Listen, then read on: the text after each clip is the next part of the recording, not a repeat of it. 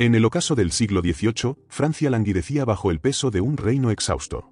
La monarquía absoluta, encarnada en Luis XVI, se tambaleaba sobre un pueblo hambriento y un tesoro vacío. Las arcas reales, drenadas por guerras lejanas y el fastuoso tren de vida de Versalles, no podían sostener el creciente descontento. La sociedad, dividida en tres estamentos, era un polvorín: el clero y la nobleza. Apenas un puñado de privilegiados, exentos de impuestos, dominaban tierras y poder, mientras el tercer estado, la inmensa mayoría, cargaba con tributos agobiantes y ninguna voz. Campesinos, artesanos y una burguesía emergente, educada en las ideas de la Ilustración, comenzaban a cuestionar un orden que los aplastaba. El año 1789 marcó el punto de ruptura. Una sucesión de malas cosechas había disparado el precio del pan, alimento vital para los pobres. En las ciudades, el hambre se mezclaba con rumores de conspiraciones aristocráticas. En el campo, los campesinos, agotados por impuestos feudales, miraban con recelo a los señores. La Ilustración, con sus ideas de libertad, igualdad y soberanía popular, había calado hondo. Filósofos como Voltaire, Rousseau y Montesquieu sembraron la semilla de un nuevo mundo, donde el poder no emanara de un rey ungido por Dios, sino de la voluntad del pueblo. Estas ideas, discutidas en salones y panfletos, encendían la imaginación de una nación al borde del abismo. Luis XVI, hombre de buena intención pero débil resolución, no supo leer el signo de los tiempos. Frente a la crisis, convocó los Estados Generales, una asamblea que no se reunía desde hacía más de siglo y medio. Su propósito era negociar nuevos impuestos para salvar las finanzas reales, pero el tercer estado vio en ello una oportunidad. Exigió que su representación, proporcional a su número, tuviera peso real, y que el voto no fuera por estamento, sino por cabeza. La nobleza y el clero se resistieron, aferrados a sus privilegios. Las tensiones escalaron hasta que, en junio de 1789, el tercer estado, junto a algunos nobles y clérigos progresistas, se proclamó Asamblea Nacional, jurando no disolverse hasta dotar a Francia de una constitución. Este acto de desafío marcó el nacimiento de la Revolución. La corte, alarmada, comenzó a movilizar tropas, lo que desató el pánico en París. El pueblo, temiendo un golpe monárquico, se alzó. El 14 de julio, una multitud asaltó la Bastilla, una fortaleza que simbolizaba el despotismo real. Aunque apenas albergaba prisioneros, su caída resonó como un trueno. La toma de la Bastilla no solo fue un acto de rebeldía, sino un grito de dignidad de un pueblo que, por primera vez, se sabía soberano. La noticia se propagó como incendio, inspirando revueltas en todo el país.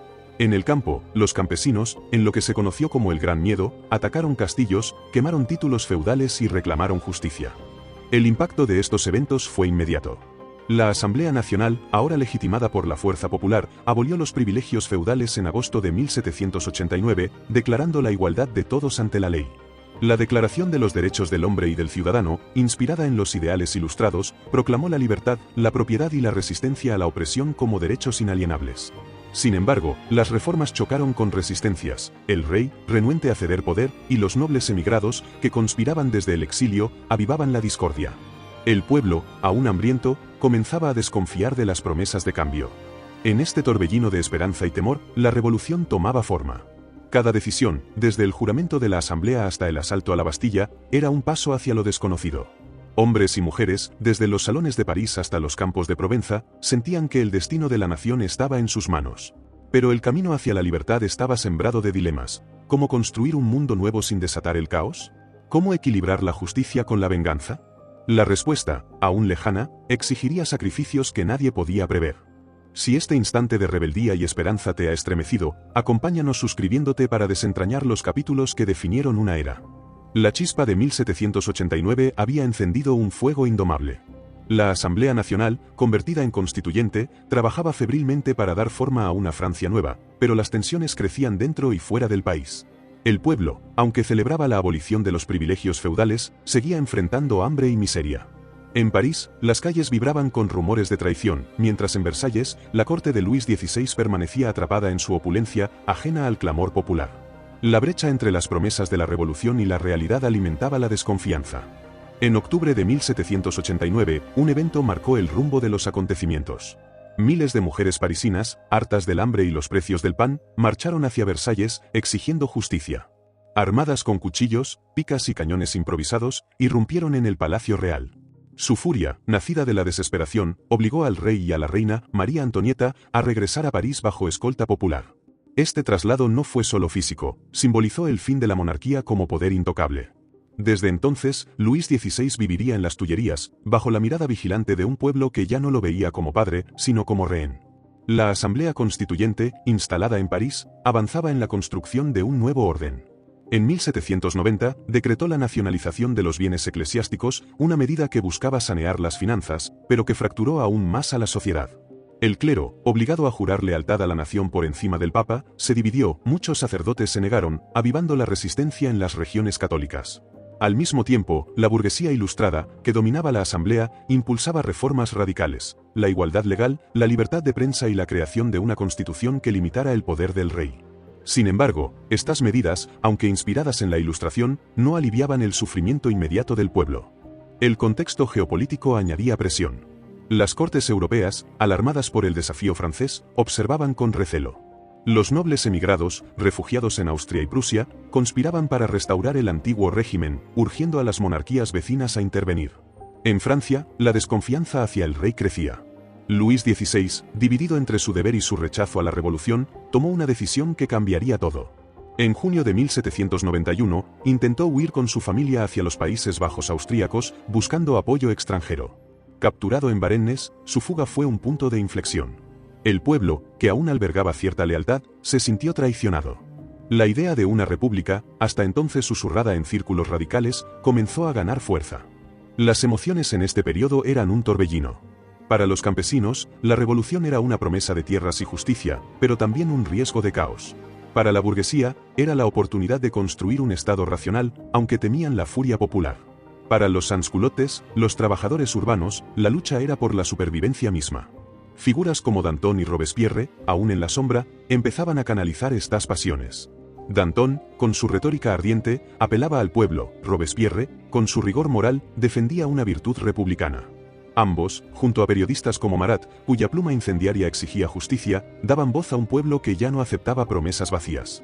La Asamblea, mientras tanto, culminó su obra en septiembre de 1791 con la primera Constitución francesa.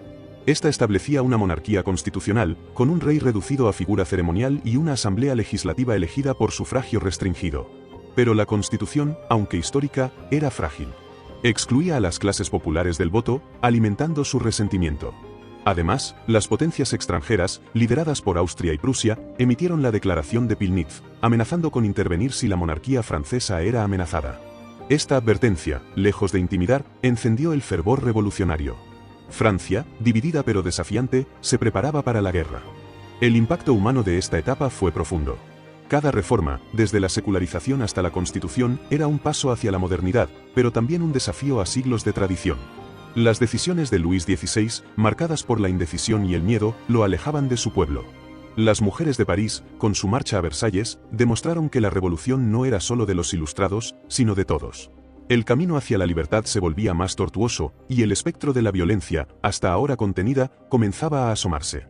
¿Podría la revolución mantenerse unida frente a enemigos internos y externos? La respuesta yacía en un futuro incierto, donde cada paso resonaba con el peso de la historia. El amanecer de 1792 encontró a Francia al borde de un precipicio. La monarquía constitucional, apenas instaurada, se desmoronaba bajo el peso de la desconfianza y la guerra. La fuga de Luis XVI a Varennes había roto el frágil vínculo con su pueblo, mientras las potencias extranjeras, Austria y Prusia, afilaban sus espadas. La Declaración de Pilnitz, que amenazaba con intervenir para restaurar el orden monárquico, no intimidó a los revolucionarios, sino que los enardeció. En abril de 1792, la Asamblea Legislativa, dominada por los girondinos, una facción burguesa y moderada, declaró la guerra a Austria, marcando el inicio de un conflicto que transformaría la revolución. El contexto era sombrío. La economía francesa, ya maltrecha, se hundía aún más con los costos de la guerra. Las malas cosechas persistían, y el precio del pan escalaba, avivando el descontento popular. En las fronteras, las tropas francesas, mal equipadas y desorganizadas, sufrían derrotas humillantes. Los rumores de traición se multiplicaban, se acusaba al rey y a María Antonieta de conspirar con el enemigo. En París, los sansculottes, los trabajadores urbanos y los clubes radicales, como los Cordeliers y los jacobinos, exigían medidas drásticas. La revolución, que había nacido como un sueño de igualdad, comenzaba a teñirse de sangre. En este torbellino emergieron figuras que encarnaban las pasiones del momento. Los girondinos, liderados por Brissot, creían que la guerra unificaría a la nación y exportaría los ideales revolucionarios. En contraste, los jacobinos, con Robespierre y Danton a la cabeza, veían en el conflicto una oportunidad para purgar a los traidores internos. Marat, desde su periódico, clamaba por la cabeza de los aristócratas. Mientras tanto, el pueblo, agotado por el hambre y la incertidumbre, empezaba a organizarse. Las secciones parisinas, asambleas populares, se convirtieron en el motor de la radicalización, exigiendo el fin de la monarquía y la soberanía total del pueblo. El punto de quiebre llegó en agosto de 1792. Una multitud armada, liderada por los sansculottes y apoyada por la Guardia Nacional, asaltó el Palacio de las Tullerías, donde residía el rey. La Guardia Suiza, leal a Luis XVI, fue masacrada, y el monarca, acorralado, buscó refugio en la Asamblea Legislativa. Esta, presionada por la furia popular, suspendió al rey y lo confinó en la prisión del Temple. La monarquía, aunque no abolida formalmente, había caído. Días después, la Asamblea convocó una convención nacional, elegida por sufragio universal masculino, para redactar una nueva constitución. La revolución entraba en una fase radical. El impacto humano de estos eventos fue devastador. La guerra desató un fervor patriótico, pero también miedo y paranoia. En septiembre de 1792, mientras las tropas prusianas avanzaban hacia París, el pánico se apoderó de la ciudad. Se temía que los prisioneros aristócratas, encarcelados en masa, conspiraran con el enemigo. En un estallido de violencia, turbas invadieron las prisiones y ejecutaron a más de 1000 personas en lo que se conoció como las masacres de septiembre. Hombres, mujeres, nobles, sacerdotes y hasta delincuentes comunes fueron asesinados sin juicio. Este episodio, aunque condenado por muchos revolucionarios, reveló la furia contenida de un pueblo que veía enemigos en todas partes. El contexto cultural e ideológico también se transformaba. La revolución, que había comenzado con ideales de fraternidad, ahora enfrentaba dilemas morales. ¿Era la violencia un precio justo por la libertad? Los girondinos, horrorizados por las masacres, abogaban por la moderación, pero perdían influencia frente a los jacobinos, que justificaban la severidad como necesidad. La religión, antes pilar de la sociedad, era cuestionada, los altares católicos se reemplazaban por símbolos republicanos, y la idea de una república virtuosa, inspirada en Rousseau, ganaba terreno. Sin embargo, la unidad era frágil. Las provincias, especialmente en el oeste, se resistían a la centralización parisina, y las revueltas contrarrevolucionarias, como la de la Vendée, comenzaban a surgir. En el frente externo, la guerra tomaba un giro inesperado. En septiembre de 1792, las fuerzas francesas, galvanizadas por el ideal revolucionario, derrotaron a los prusianos en la batalla de Valmy. Esta victoria, aunque tácticamente modesta, fue un símbolo, la revolución podía defenderse. Pero la alegría duró poco. La Convención Nacional, instalada ese mismo mes, enfrentaba una tarea titánica, fundar una república en un país dividido, rodeado de enemigos y al borde del colapso. Las decisiones que tomaran, desde el destino del rey hasta la dirección de la guerra, resonarían por generaciones. La libertad, tan anhelada, exigía un costo que pocos podían imaginar. La Convención Nacional, nacida en septiembre de 1792, se alzó como el corazón de una Francia en llamas. Su primera decisión fue audaz, abolir la monarquía y proclamar la república. El día 22 de septiembre, la nación dejó atrás siglos de realeza, adoptando un nuevo calendario que marcaba el año 1 de la libertad. Pero la unidad era una ilusión. La convención, dividida entre girondinos y jacobinos, se debatía en un torbellino de ideales y desconfianzas, mientras el pueblo exigía justicia y el enemigo extranjero avanzaba. El juicio de Luis XVI dominó el invierno de 1792. Los girondinos, temerosos de las consecuencias, abogaban por clemencia o exilio. Los jacobinos, liderados por Robespierre y Saint-Just, exigían su ejecución como símbolo de ruptura con el pasado. Documentos hallados en las Tullerías, que probaban la correspondencia del rey con potencias extranjeras, sellaron su destino. En enero de 1793, tras un debate desgarrador, la convención lo condenó a muerte. El 21 de enero, Luis Capeto, como ahora se le llamaba, subió al cadalso en la Plaza de la Revolución. Su ejecución, presenciada por una multitud silenciosa, fue un terremoto. Francia había decapitado a su rey, desafiando a las monarquías de Europa. El impacto emocional fue inmenso. Para los republicanos, la guillotina representaba justicia, para los monárquicos, un sacrilegio. En las provincias, especialmente en la Vendée, la ejecución avivó una rebelión campesina que combinaba lealtad al rey y rechazo a la conscripción militar. En las ciudades, los sansculottes celebraban, pero su hambre persistía. La guerra, meanwhile, se agravaba. Austria, Prusia, Gran Bretaña y España formaron una coalición contra Francia, mientras las derrotas en el frente erosionaban la moral.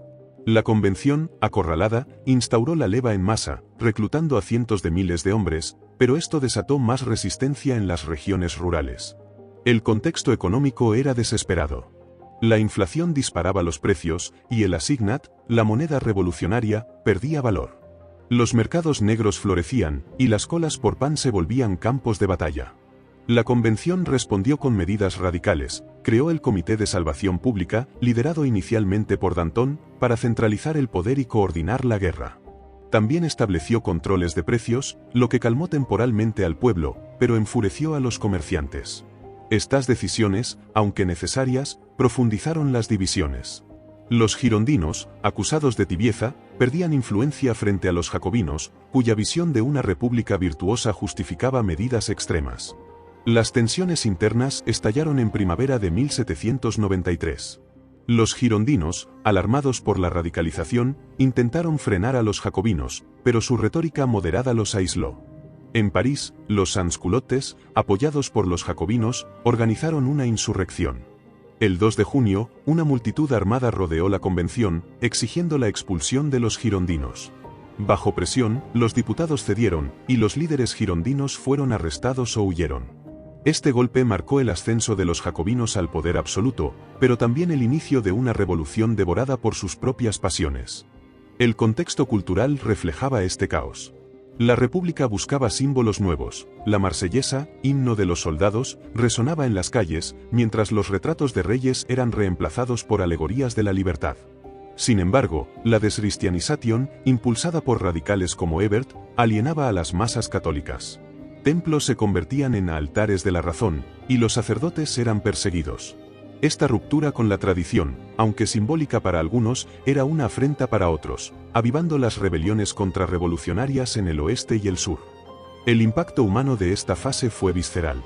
La ejecución del rey no solo dividió a la nación, sino que radicalizó los corazones.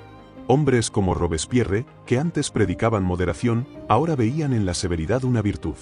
Las mujeres, desde las tricoteuses que tejían junto a la guillotina hasta las campesinas de la Vendée, encarnaban la lucha por la supervivencia. Cada decisión, desde la leva en masa hasta el arresto de los girondinos, era un paso hacia un futuro incierto. La República, asediada por enemigos externos e internos, se sostenía sobre un filo. La libertad exigía sacrificios, pero ¿hasta dónde podía llegar la justicia sin convertirse en tiranía? El destino de Francia pendía de un hilo, y la guillotina, ahora un símbolo, no dejaría de caer. El verano de 1793 marcó el apogeo de la crisis revolucionaria. La República, apenas nacida, enfrentaba una tormenta perfecta: guerra en las fronteras, rebeliones internas y una economía al borde del colapso. Los jacobinos, ahora al mando de la Convención Nacional, consolidaban su poder, pero a un costo inmenso. El Comité de Salvación Pública, reforzado con figuras como Robespierre, Saint-Just y Carnot, se convirtió en el cerebro de una nación en guerra. Su misión era salvar la revolución, aunque ello significara sacrificar las libertades que la habían inspirado. La guerra dominaba el horizonte. La coalición extranjera, con Austria, Prusia y Gran Bretaña a la cabeza, apretaba el cerco. En el norte, los ejércitos franceses retrocedían; en el sur, Toulon cayó en manos británicas. Dentro del país, la rebelión de la Vendée se intensificaba, con campesinos católicos y monárquicos enfrentándose a las tropas republicanas en una guerra brutal.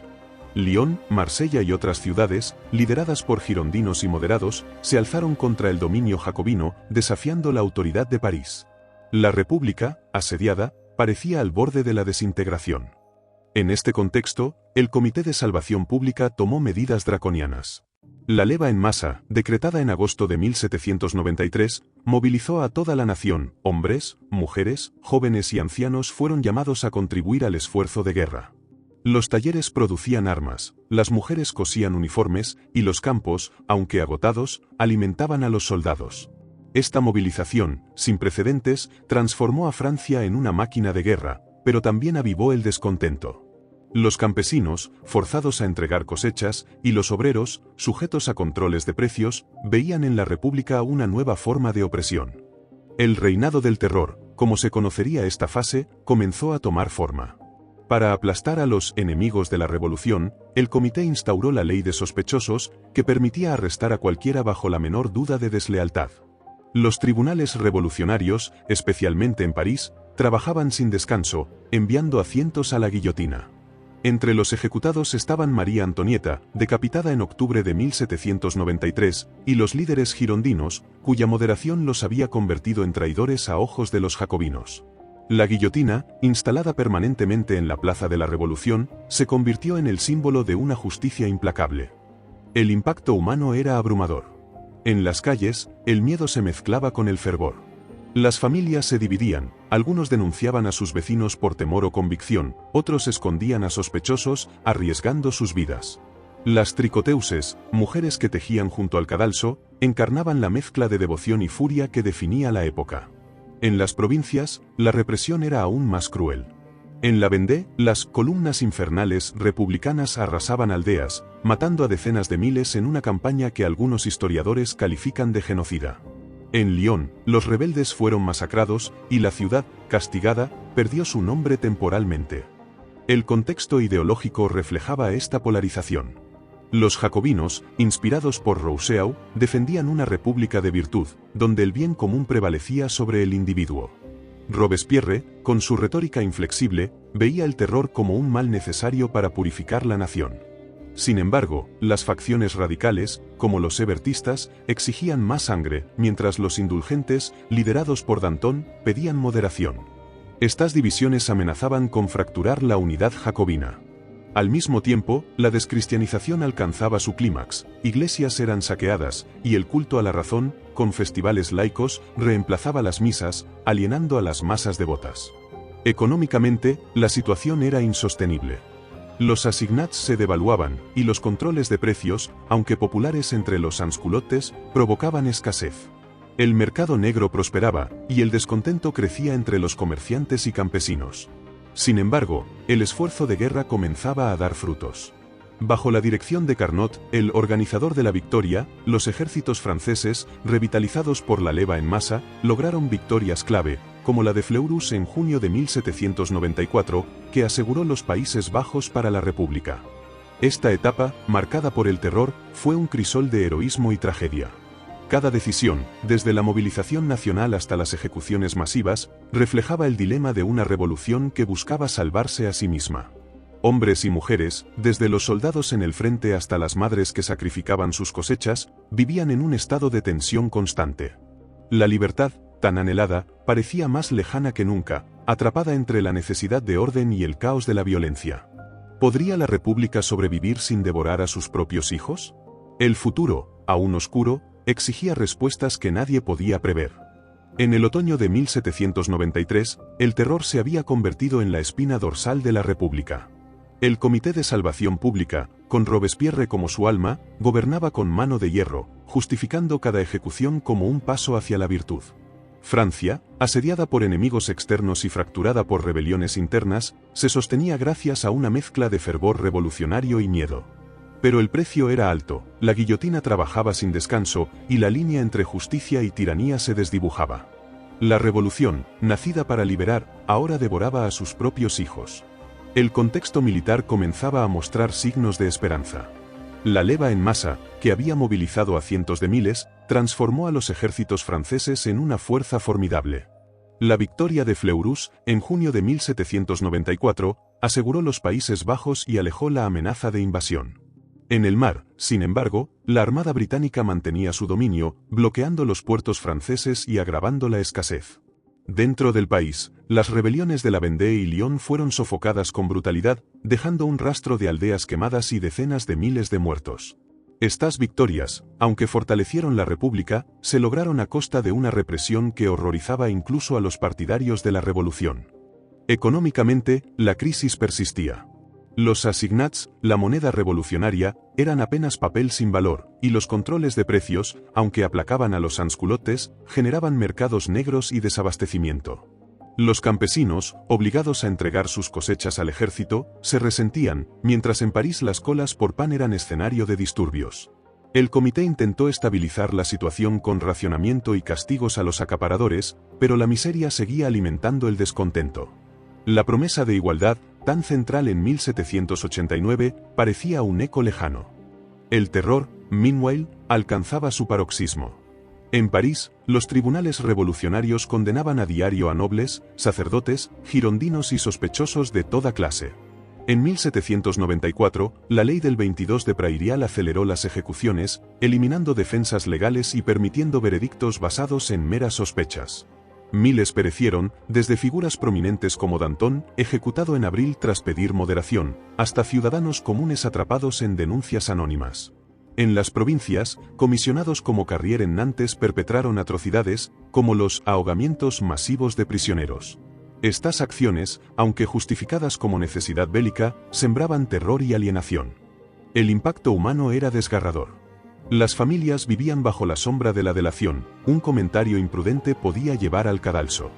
Las prisiones, abarrotadas, eran preludio de la muerte para muchos. Sin embargo, el fervor revolucionario no se apagaba. Los sansculottes, aunque frustrados por la carestía, seguían viendo en la República su única esperanza. Mujeres como Olympe de Gouges, ejecutada por exigir derechos femeninos, y Charlotte Corday, que asesinó a Marat y pagó con su vida, encarnaban la complejidad de una época donde la convicción y la tragedia se entrelazaban. Ideológicamente, la República buscaba consolidarse. Robespierre, obsesionado con la virtud, impulsó el culto al Ser Supremo, un intento de reemplazar el catolicismo con una religión cívica. En junio de 1794, el Festival del Ser Supremo, celebrado en París, fue un espectáculo de unidad, pero también un reflejo de las tensiones. Los hebertistas, radicales que abogaban por más violencia, y los indulgentes, que pedían clemencia, habían sido purgados, pero las divisiones persistían. Robespierre, cada vez más aislado, comenzaba a ser visto como un tirano por sus propios aliados. El contexto cultural reflejaba esta encrucijada. Los símbolos republicanos, la escarapela tricolor, la diosa libertad dominaban el arte y la vida pública, pero la descristianización alienaba a las masas rurales. Los teatros, antes llenos de comedias cortesanas, ahora exaltaban el heroísmo revolucionario.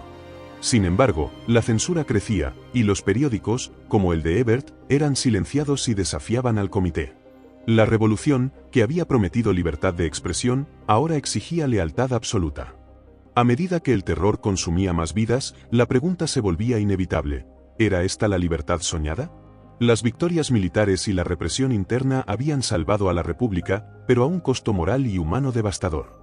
Robespierre, Saint-Just y sus aliados creían que el fin justificaba los medios, pero el descontento crecía, incluso entre los revolucionarios. En el horizonte se vislumbraba un punto de ruptura. La guillotina, que había castigado a los enemigos, pronto se volvería contra sus creadores. La revolución, como un río desbordado, arrastraba a todos hacia un destino incierto, donde la esperanza y el horror caminaban de la mano. El verano de 1794 fue un punto de inflexión para la revolución. La República, fortalecida por victorias militares, había repelido a la coalición extranjera, pero el terror, lejos de disminuir, se intensificaba. El Comité de Salvación Pública, con Robespierre como su figura central, gobernaba una Francia exhausta, donde el miedo impregnaba cada rincón. La guillotina, símbolo de justicia revolucionaria, se había convertido en un espectro que amenazaba a todos, desde los campesinos hasta los propios líderes. La pregunta resonaba en los corazones: ¿cuándo terminaría el sacrificio? El contexto militar era, por primera vez en años, esperanzador. La victoria de Fleurus había asegurado los Países Bajos, y los ejércitos franceses, reorganizados por Carnot, avanzaban en múltiples frentes. La leva en masa había creado una fuerza de cientos de miles, impulsada por el fervor patriótico. Sin embargo, el costo humano era inmenso, aldeas enteras quedaron despobladas, y las familias lloraban a sus hijos caídos. En el frente interno, las rebeliones de la Vendée y Lyon, aunque aplastadas, dejaron cicatrices profundas. La represión, con sus masacres y ejecuciones, había unificado a la nación bajo el yugo del miedo, pero no del amor. Económicamente, la situación seguía al borde del colapso. Los assignats, devaluados, eran rechazados por muchos comerciantes, y los controles de precios, aunque sostenían a los pobres, provocaban escasez en las ciudades. El descontento crecía entre los campesinos, obligados a entregar sus cosechas, y los artesanos, atrapados entre la inflación y la vigilancia revolucionaria. El comité, consciente de la fragilidad, intentó reforzar el racionamiento, pero la miseria era un enemigo más implacable que los ejércitos extranjeros. La promesa de igualdad, aunque inscrita en la Declaración de los Derechos, seguía siendo un sueño lejano para los hambrientos. El terror, meanwhile, alcanzaba su clímax. La ley del 22 de Prairial, promulgada en junio de 1794, eliminaba toda apariencia de juicio justo, permitiendo condenas basadas en sospechas. En París, las ejecuciones se multiplicaban, nobles, sacerdotes, especuladores y revolucionarios disidentes caían por igual. Figuras como Danton y Hebert, antaño pilares de la revolución, ya habían sido sacrificadas y ahora nadie parecía a salvo. Robespierre, cuya visión de una república virtuosa lo consumía, se aislaba cada vez más, desconfiando incluso de sus aliados. Su retórica, antes inspiradora, ahora sonaba a amenaza. El terror, meanwhile, alcanzaba su clímax. La ley del 22 de Prairial, promulgada en junio de 1794, eliminaba toda apariencia de juicio justo, permitiendo condenas basadas en sospechas. En París, las ejecuciones se multiplicaban, nobles, sacerdotes, especuladores y revolucionarios disidentes caían por igual. Figuras como Danton y Hebert, antaño pilares de la revolución, ya habían sido sacrificadas y ahora nadie parecía a salvo. Robespierre, cuya visión de una república virtuosa lo consumía, se aislaba cada vez más, desconfiando incluso de sus aliados. Su retórica, antes inspiradora, ahora sonaba a amenaza. El punto de ruptura llegó en julio de 1794. El 9 de Thermidor, según el calendario revolucionario, la convención, hastiada del terror y temerosa de nuevas purgas, se volvió contra Robespierre. Acusado de tiranía, fue arrestado junto a Saint-Just, Cousson y otros aliados. Al día siguiente, el 10 de Thermidor, fueron guillotinados sin juicio, ante una multitud que, en un giro trágico, celebraba su caída. La muerte de Robespierre marcó el fin del terror, pero también el ocaso de la fase más radical de la revolución. La República, salvada de sus enemigos externos, ahora enfrentaba una nueva amenaza, la lucha por su alma. El impacto de Thermidor fue inmediato. El Comité de Salvación Pública perdió poder, y la Convención, ahora dominada por moderados, comenzó a desmantelar el terror.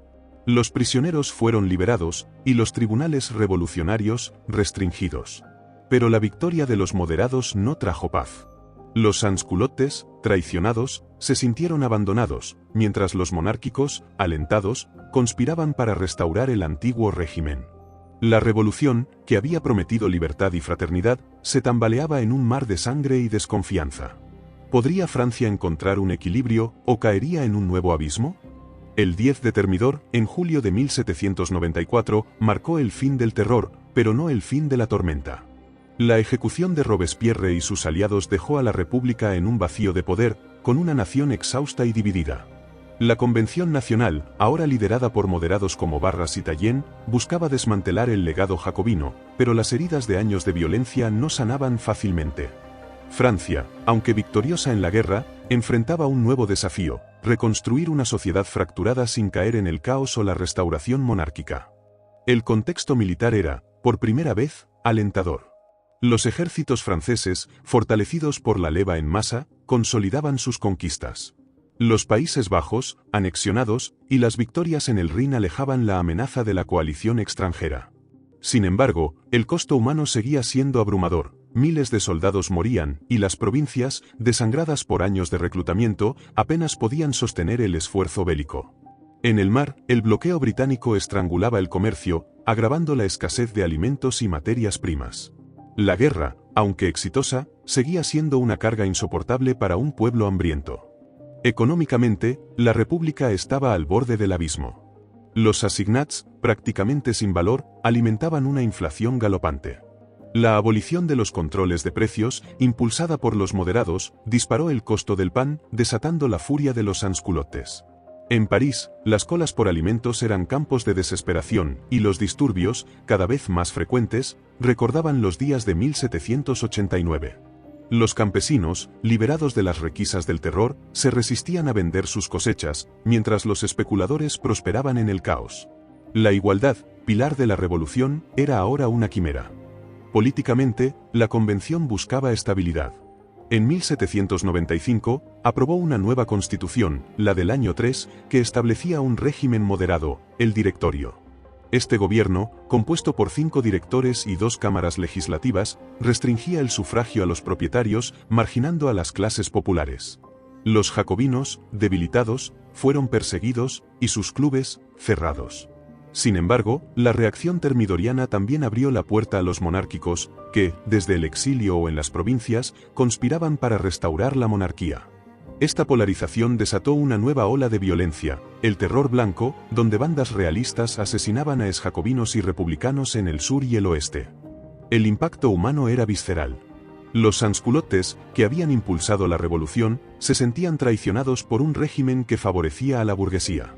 Las mujeres, que habían marchado a Versalles y tejido junto a la guillotina, ahora enfrentaban una república que las excluía.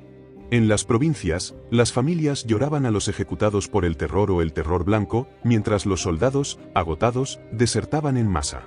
Figuras como Babeuf, un protosocialista, comenzaban a articular un nuevo ideal de igualdad radical, pero sus conspiraciones eran aplastadas por el directorio, temeroso de cualquier extremismo.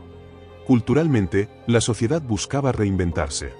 Los símbolos jacobinos, el gorro frigio, los altares de la razón fueron reemplazados por una estética más sobria, inspirada en la antigüedad clásica. Los salones burgueses, cerrados durante el terror, renacían, y la prensa, liberada de la censura, florecía, aunque a menudo alimentaba la discordia. La religión, reprimida bajo Robespierre, regresaba tímidamente, pero las iglesias, saqueadas, eran sombras de su pasado. La educación, un pilar revolucionario, avanzaba con escuelas laicas, pero la pobreza limitaba su alcance. La revolución, que había prometido un hombre nuevo, luchaba por definirlo. El directorio, instalado en octubre de 1795, enfrentó su primera prueba días después, cuando una insurrección monárquica en París fue aplastada por un joven general, Napoleón Bonaparte. Su uso de artillería contra los rebeldes marcó su ascenso, pero también reveló la fragilidad del nuevo régimen. El directorio, corrupto y débil, dependía de los militares para sobrevivir, sentando las bases de un futuro incierto.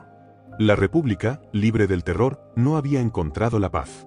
Las divisiones entre jacobinos, monárquicos y moderados amenazaban con desgarrarla, mientras el pueblo, agotado, anhelaba orden.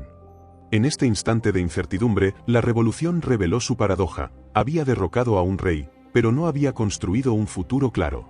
Cada sacrificio, desde la Bastilla hasta Termidor, había forjado una nación nueva, pero a un costo que aún resonaba en los corazones. Si esta lucha por la libertad te ha conmovido, comparte este relato con quien deba conocerlo y déjanos tu voz en los comentarios.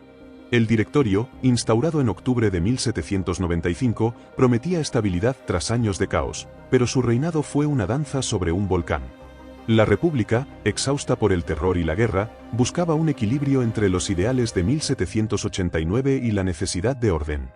Sin embargo, el nuevo régimen, dominado por una burguesía enriquecida, era frágil, acosado por la corrupción, la polarización política y un pueblo que, aunque liberado de la guillotina, seguía atrapado en la miseria. El contexto militar seguía siendo el pilar de la República.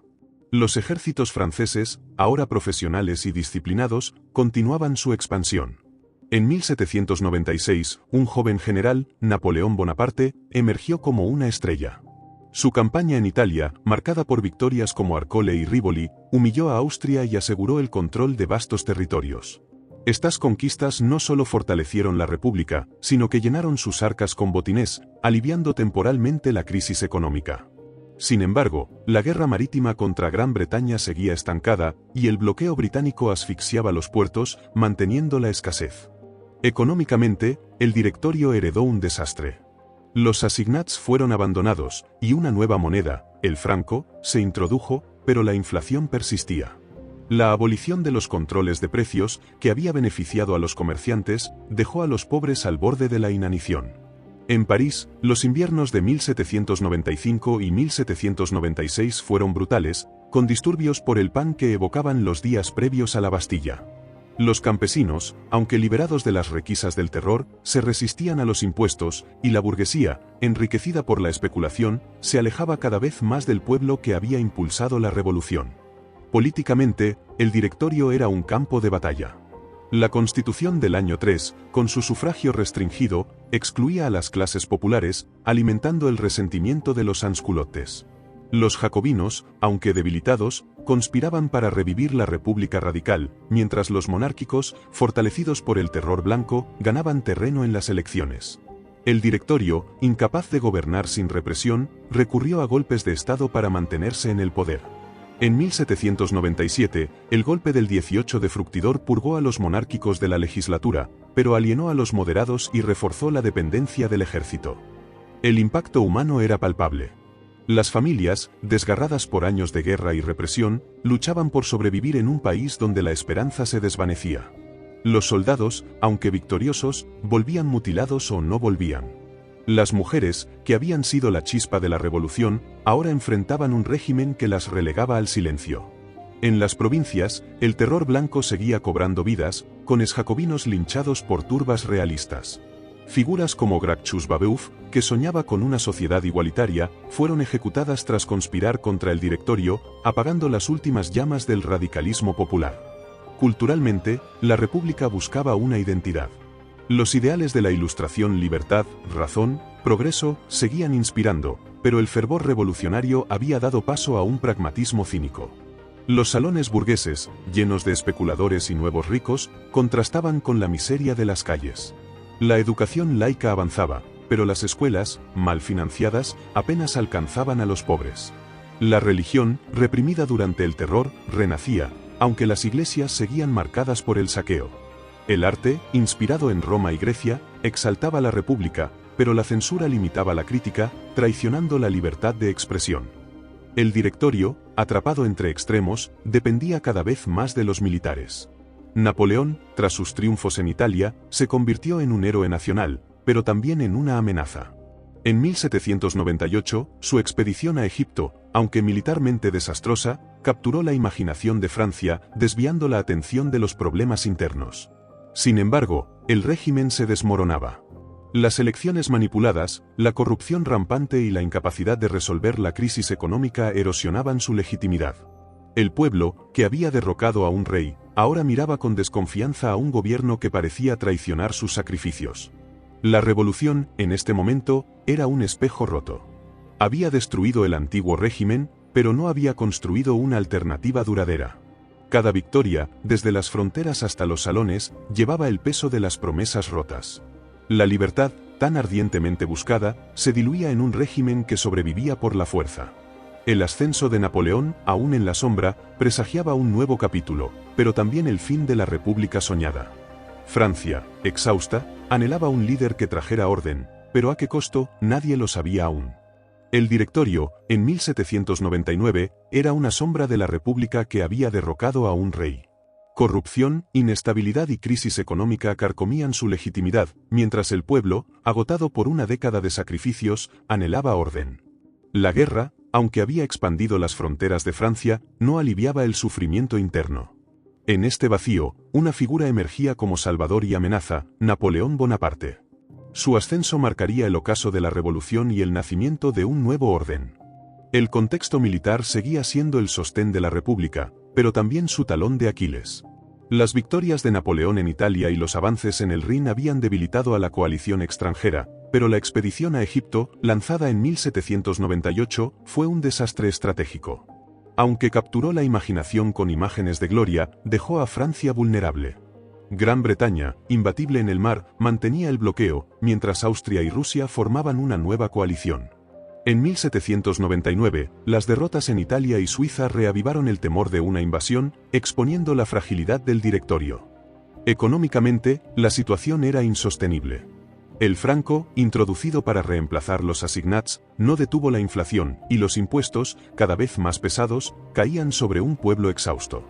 Los campesinos, libres de las cargas feudales, enfrentaban ahora la codicia de los recaudadores. En las ciudades, el desempleo y la escasez de pan desataban disturbios.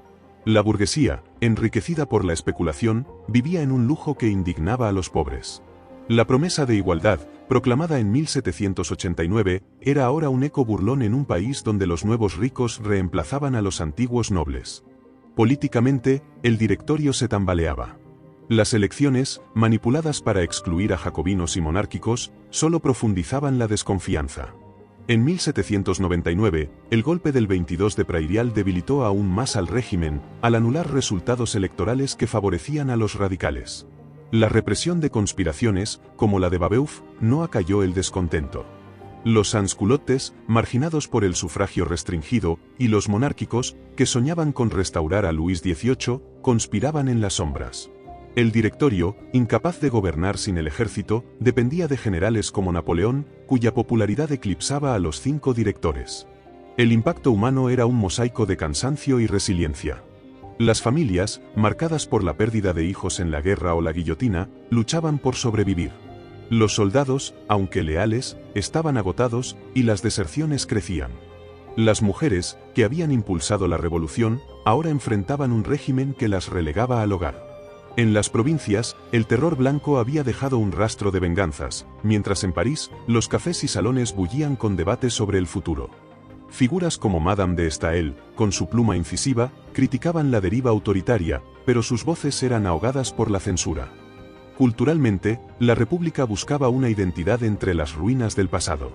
El arte neoclásico, inspirado en Roma, glorificaba las victorias militares, mientras los institutos científicos, herencia de la Ilustración, avanzaban en matemáticas y química.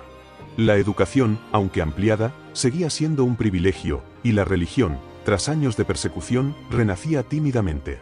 Sin embargo, el fervor revolucionario había dado paso a un cinismo generalizado. Los ideales de libertad y fraternidad, aunque inscritos en la Constitución, parecían inalcanzables en un país dividido por la codicia y el miedo. El punto de ruptura llegó en noviembre de 1799. Napoleón, regresado de Egipto, aprovechó el caos para orquestar el golpe del 18 de Brumario. Con el apoyo de Sieyès y otros conspiradores, disolvió el directorio y estableció el consulado, un régimen autoritario con él como primer cónsul. El golpe, ejecutado con precisión militar, fue aceptado por una nación cansada de inestabilidad. La República, nacida en la Bastilla, moría silenciosamente, reemplazada por un hombre que prometía orden, pero a costa de la libertad. El impacto de Brumario fue profundo. Para muchos, Napoleón era la salvación. Sus reformas, desde el Código Civil hasta la conciliación con la Iglesia, estabilizarían Francia. Pero para otros, era la traición final de la revolución. Los ideales de 1789, soberanía popular, igualdad, libertad, quedaron subordinados a la ambición de un solo hombre. La guillotina cedió paso a los cañones, y el sueño de una república virtuosa se desvaneció en el humo de las guerras napoleónicas. Francia, al borde de un nuevo siglo, miraba al futuro con esperanza y temor, preguntándose si la revolución había sido un triunfo o una tragedia. El 18 de Brumario, en noviembre de 1799, marcó el fin de la República Revolucionaria. Napoleón Bonaparte, con un golpe preciso, disolvió el directorio y estableció el consulado, asumiendo el poder como primer cónsul. Francia, exhausta tras una década de guerra, hambre y guillotina, acogió su promesa de orden con alivio, pero también con un susurro de temor. La revolución, que había encendido el mundo con sueños de libertad, se apagaba bajo la sombra de un hombre cuyo destino transformaría la historia. El contexto militar era el fundamento del nuevo régimen. Napoleón, héroe de Italia, consolidó su poder con victorias que silenciaron a la coalición extranjera.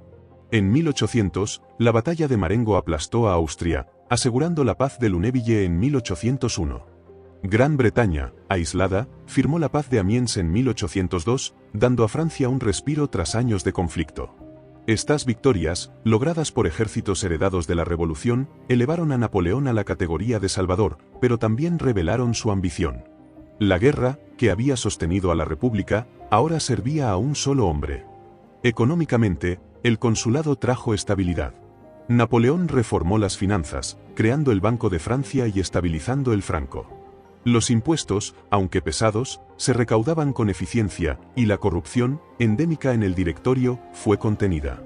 Los campesinos, beneficiados por la abolición de los privilegios feudales, apoyaban al régimen, mientras la burguesía, enriquecida, veía en Napoleón un garante de sus ganancias. Sin embargo, los pobres, especialmente en las ciudades, seguían enfrentando escasez, y la igualdad social, un pilar revolucionario, quedó subordinada al orden. Políticamente, el consulado era una república solo de nombre. Napoleón centralizó el poder, silenciando a los jacobinos y monárquicos con igual firmeza. En 1802, se proclamó cónsul vitalicio, y en 1804, emperador, coronándose a sí mismo en Notre Dame. El Código Civil, promulgado en 1804, consolidó las conquistas revolucionarias, igualdad legal, propiedad privada, pero reforzó el patriarcado, relegando a las mujeres. La libertad de prensa, un logro de 1789, fue sofocada por la censura, y la policía, bajo Fouché, vigilaba toda disidencia. La soberanía popular, por la que tantos habían muerto, se desvanecía. El impacto humano era un tapiz de alivio y pérdida. Los soldados, orgullosos de sus victorias, veían en Napoleón un líder invencible. Las familias, cansadas de caos, aceptaban la estabilidad, pero los revolucionarios de antaño, los que habían asaltado la Bastilla o defendido la República, lamentaban la traición de sus ideales. Las mujeres, desde las marchantas de Versalles hasta las tricoteuses, fueron relegadas al silencio. En las provincias, la reconciliación con la Iglesia, sellada por el Concordato de 1801, calmó a los católicos, pero alienó a los laicos. Napoleón, con su genio, unificó a una nación fracturada, pero a costa de su alma revolucionaria. Culturalmente, el imperio reemplazó el fervor republicano por la grandeza imperial. El arte neoclásico exaltaba a Napoleón como un nuevo César, mientras las escuelas, reformadas, formaban a una generación leal al régimen. La Ilustración, que había inspirado la revolución, fue canalizada hacia el progreso técnico, pero la libertad de pensamiento languidecía. Los símbolos de 1789, la escarapela, la marsellesa, fueron absorbidos por el culto a Napoleón, que dominaba la imaginación de una Francia que, aunque poderosa, había olvidado su sueño de fraternidad. El legado de la revolución, en este ocaso, era un enigma. Había destruido el feudalismo, consagrado la igualdad legal y sembrado la idea de soberanía popular, pero su costo, miles de vidas, un reino de terror, un imperio autoritario, pesaba como una losa. Napoleón, heredero y verdugo de la revolución, llevó sus ideales a Europa, pero también sus ejércitos. Cuando, en 1815, cayó en Waterloo, la restauración trajo de vuelta a los Borbones, pero no al antiguo régimen. La semilla de la libertad, plantada en 1789, seguía viva, lista para germinar en revoluciones futuras. La Revolución Francesa, con su gloria y su tragedia, cambió el mundo. Nos legó un desafío. ¿Puede la libertad nacer sin sangre? ¿Es la justicia posible sin venganza? Sus ecos resuenan en cada lucha por la dignidad, recordándonos que el precio de un ideal es tan grande como su promesa. Si este final te ha hecho reflexionar, únete a nosotros suscribiéndote y comparte esta historia que aún nos habla.